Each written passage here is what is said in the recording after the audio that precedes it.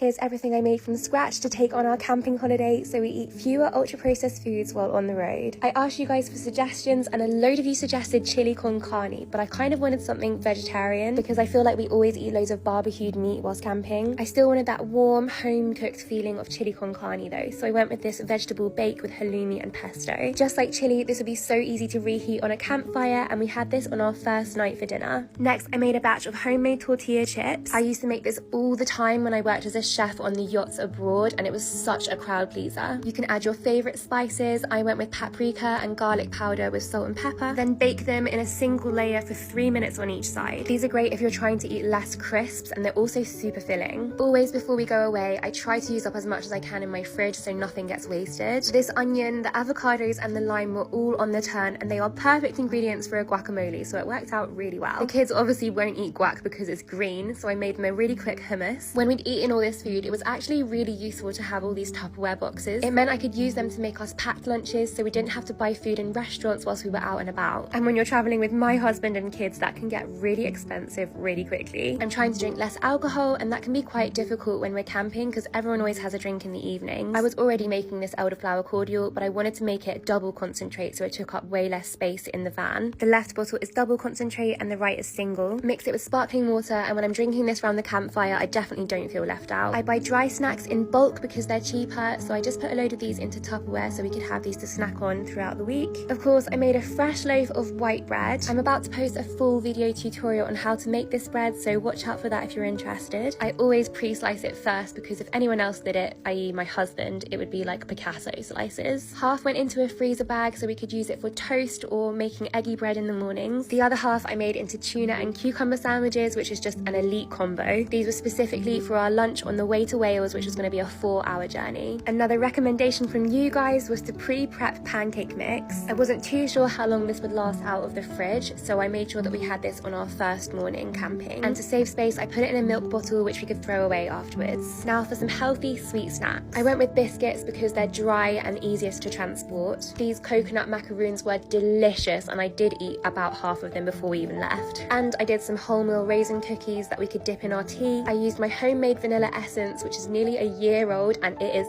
potent. The biscuits and the dry snacks lasted us the whole 5 days. Two things I mainly struggled with was washing up and keeping things cold. When we were in the mountains, it was pretty cold anyway, so it wasn't really a problem. But by day 2, all the ice packs and stuff had melted, so that wasn't great. We did have a fridge on board, but we mostly did wild camping, so we didn't have an electric hookup to turn the fridge on. And also with wild camping, there's not many places to wash up, so we did have to find a stream or two. But regardless, it was an amazing holiday, and if you've got any